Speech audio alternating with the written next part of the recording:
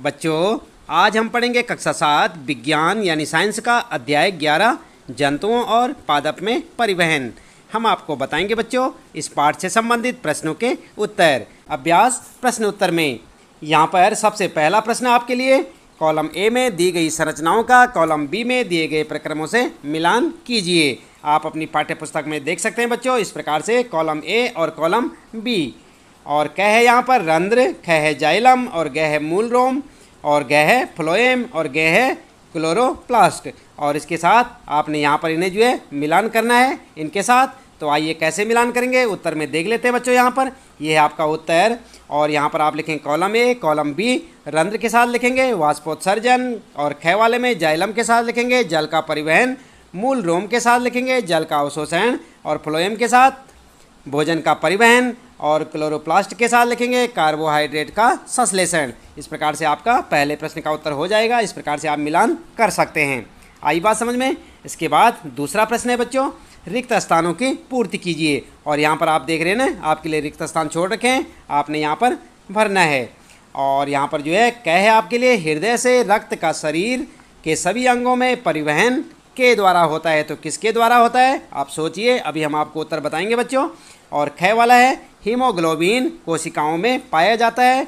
तो कौन सी कोशिकाओं में यहाँ पर आपको लिखना होगा। और धमनियाँ और सिराएं के जाल द्वारा जुड़ी रहती हैं, यहाँ पर आपको लिखना है। और इसी प्रकार से घ वाला है हृदय का लयबद्ध विस्तार और संकुचन कहलाता है। क्या कहलाता है यहाँ लिखना आपको। और मानव शरीर का प्रमुख उत्सर्जित पदार्थ है। तो क्या है यहाँ पर आपको लिखना है। इसी प्रकार से 6 वाला है पसीने में जल और होता है। तो क्या होता है यहाँ पर आपको लिखना है बच्चों। और अगला है जय वाला वृक्क अवशिष्ट पदार्थों को द्रव रूप में बाहर निकालते हैं जिसे हम कहते हैं। क्या कहते हैं यहाँ आपको वरना है। और इसी प्रकार अगला है जय वाला वृक्षों में बहुत अधिक ऊंचाइयों तक जल पहुँचाने के कार्य में द्वारा उत्पन्न चूषण अभिकर्षण बल सहायता करता है। तो यहाँ आपको लिखना है। क्या लिखना है आइए उत्तर में जान लेते हैं। यहाँ पर क में लिखेंगे आप रक्त वाहिकाओं, ख में लिखेंगे लाल रक्त और ग में लिखेंगे कोशिकाओं, घ में लिखेंगे नब्ज और च में लिखेंगे मूत्र। और इसी प्रकार से 6 में लिखेंगे लवण और ज में फिर मूत्र लिखेंगे यहाँ पर और झ में लिखेंगे वाष्पोत्सर्जन। इस प्रकार से आप रिक्त स्थानों में इन्हें भरें क ख ग के हिसाब से और आपका उत्तर हो जाएगा। आप देख रहे हैं यहाँ पर दूसरे प्रश्न का उत्तर आप इस प्रकार से जो आपके खाली स्थान हैं उनमें आप क ख ग में भर सकते हैं। इसके बाद बच्चों आइए बात करते हैं आपका यहाँ पर तीसरा प्रश्न। यहाँ पर कहा है सही विकल्प का चयन कीजिए। और यहाँ पर आपको कुछ विकल्प मिलेंगे जिनमें से आपने सही विकल्प चुनना है। और क्या है पादपों में जल का परिवहन होता है जाइलम के द्वारा, फ्लोएम के द्वारा, रंध्रों के द्वारा या मूल रोमों के द्वारा। उत्तर क्या होगा आपका अभी हम आपको बताएंगे। आइए पढ़ लेते हैं। अगला है यहाँ पर ख मूलों द्वारा जल के अवशोषण की दर को बढ़ाया जा सकता है। उन्हें यहाँ से आपको लिखना है छाया में रखकर, मंद प्रकाश में रखकर, पंखे के नीचे रखकर या पॉलीथीन की थैली में ढककर। आई बात समझ में। उत्तर में क्या लिखेंगे आप। क वाले में लिखेंगे फर्स्ट वाला जाइलम के द्वारा और ख वाले में लिखेंगे बच्चों थर्ड वाला पंखे के नीचे रखकर। इस प्रकार से आपका उत्तर हो जाएगा। अगला है बच्चों चौथा प्रश्न यहाँ पर आपके लिए पादपों अथवा जंतुओं में पदार्थों का परिवहन क्यों आवश्यक है समझाइए।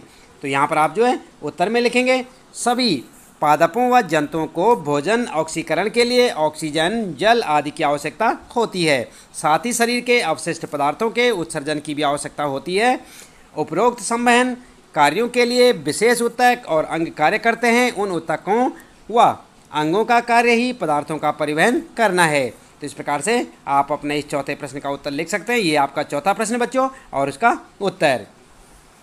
इसके बाद यहाँ पर बात करते हैं पांचवा प्रश्न आपका क्या होगा यदि रक्त में पट्टिकाणु नहीं होंगे। यदि रक्त में पट्टिकाणु नहीं होंगे तो क्या होगा। उत्तर आप इस प्रकार से लिख सकते हैं बच्चों रक्त में पाई जाने वाली पट्टिकाणु शरीर की रक्षक हैं। जब कोई रोगाणु शरीर में प्रवेश करता है तो ये रुधिर कणिकाएँ उन पर हमला बोलकर उन्हें नष्ट कर देती हैं और हमारे शरीर को कोई रोग नहीं होता। अतः इन कणिकाओं का कार्य एक सैनिक के समान है। इनकी उपस्थिति में हम बीमार नहीं हो सकते। ठीक है, तो इस प्रकार से आप लिख सकते हैं। ये पांचवा प्रश्न है बच्चों और उसका उत्तर। इसके बाद अगला प्रश्न है आपका छठा प्रश्न है नंबर 6 पर रंध्र क्या है, रंध्रों के 2 कार्य बताइए। तो आपने देखे बच्चों रंध्र क्या होते हैं। चलिए उत्तर में जान लेते हैं, रंध्र या स्टोमेटा। ठीक है, पौधों के पत्तों में पाए जाने वाली उन सूक्ष्म संरचनाओं को स्टोमेटा या रंध्र कहते हैं जो गैसों का विसरण यानी आदान प्रदान करते हैं। यह रंध्रीय तंत्र एक खुला स्थान अथवा रंध्र दो अधिचर्म रक्षक कोशिकाओं और अनेक सहायक कोशिकाओं से घिरा होता है। आई बात समझ में? रंध्रों के बंद होने या खुलने की प्रक्रिया कोशिकाओं के गार्ड सेल्स द्वारा नियंत्रित होती है। तो इस प्रकार से आप लिख सकते हैं बच्चों। ये छठा प्रश्न आपका और उसका उत्तर याद भी करें साथ साथ। और इनके कार्य क्या हैं बच्चों, तो कार्य के बारे में यहाँ पर आप देख सकते हैं। नंबर 1, रंध्र ऑक्सीजन व कार्बन डाइऑक्साइड का आदान प्रदान करते हैं और दूसरा कार्य रंध्र वाष्पोत्सर्जन में सहायक होते हैं। ठीक है, इसके बाद 7वां प्रश्न है बच्चों, क्या वाष्पोत्सर्जन पादपों में कोई उपयोगी कार्य करता है?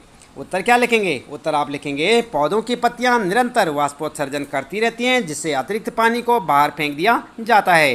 पानी की इस हानि की आपूर्ति जड़ से जल परिवहन द्वारा होती रहती है।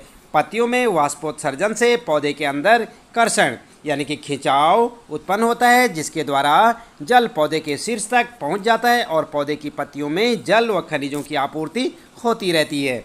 ठीक है, तो इस प्रकार से आप देख सकते हैं बच्चों, ये 7वां प्रश्न है और उसको उत्तर आप लिख सकते हैं। इसके बाद बात करते हैं 8वां प्रश्न आता है यहाँ पर आपका और इसमें पूछा है रक्त के घटकों के नाम बताइए। तो यहाँ पर आप उत्तर लिखेंगे रक्त के घटक, हेडिंग डालकर लिखेंगे। नंबर 1 प्लेज्मा और नंबर 2 रक्त कोशिकाएं या रक्त कणिकाएं। ठीक है, और इसके बाद रक्त कणिकाओं के बारे में आगे आप लिख सकते हैं। रक्त कणिकाएं 3 प्रकार की होती हैं। पहला लाल रक्त कणिकाएं, दूसरा श्वेत रक्त कणिकाएं और तीसरा पट्टिकाणु। ठीक है, तो इस प्रकार से आपका उत्तर हो जाएगा बच्चों। ये 8वां प्रश्न है, उसका उत्तर। 9वां प्रश्न फिर है आपका, शरीर के सभी अंगों को रक्त की आवश्यकता क्यों होती है? तो आप जानते हैं क्यों होती है, आपने पाठ में पढ़ा होगा। उत्तर लिखेंगे रक्त शरीर के सभी अंगों को अवशोषित भोजन व ऑक्सीजन पहुंचाने का कार्य करता है। साथ ही रक्त उन अंगों से अपशिष्ट पदार्थ एकत्रित कर बाहर निकालने का कार्य करता है। रक्त शरीर के सभी अंगों को होने वाली बीमारियों से भी बचाकर रक्षा की भूमिका अदा करता है। आप देख रहे हैं यहाँ पर। इसी प्रकार से आप अपना उत्तर लिखें बच्चों। 9वां प्रश्न है और उसका उत्तर आता है फिर 10वां प्रश्न और यहाँ पर पूछा है रक्त लाल रंग का क्यों दिखाई देता है? आप जानते हैं क्यों दिखाई देता है? उत्तर लिखेंगे रक्त की लाल रक्त कोशिकाओं में एक लौह तत्व व लाल वर्णक हीमोग्लोबिन पाया जाता है। इसी वर्णक के कारण रक्त लाल रंग का दिखाई देता है।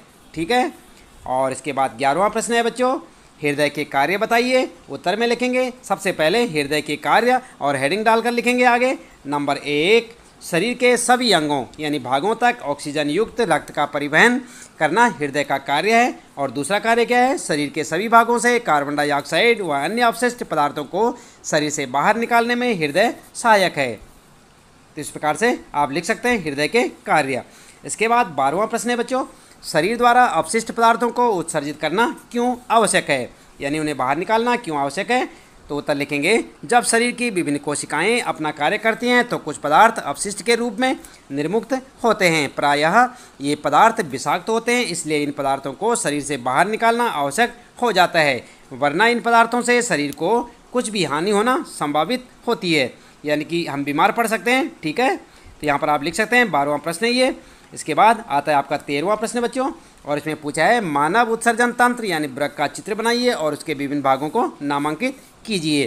तो आप बना सकते हैं चित्र, आप अपनी पाठ्य पुस्तक में देख सकते हैं। उत्तर में लिखेंगे मानव उत्सर्जन तंत्र या वृक्क का नामांकित चित्र। इस प्रकार से लिखने के बाद आप एक चित्र बनाएंगे जैसे आप यहाँ पर देख रहे हैं। यहाँ पर ये चित्र है पूरा, यहाँ पर वृक्क लिखा है, यहाँ पर मूत्रवाहिनी। इसी प्रकार से आपको एक किताब में अपनी पाठ्य पुस्तक में एक चित्र देखने को मिलेगा और उसे आप यहाँ से बना सकते हैं बच्चों। तो ठीक इसी प्रकार से बनाएं और आपका उत्तर हो जाएगा। इसके साथ ही बच्चों इस पाठ से संबंधित प्रश्नों के उत्तर यहाँ पर समाप्त होते हैं। उम्मीद है कि आपको अच्छे से समझ आए होंगे। इसी प्रकार लगातार कक्षा 7 विज्ञान के सभी पाठों के प्रश्न उत्तर जानने के लिए चैनल को सब्सक्राइब अवश्य कर दें, बेल आइकन भी दबा दें बच्चों, ताकि आपको आने वाली प्रत्येक पाठ की वीडियो की नोटिफिकेशन मिलती रहे।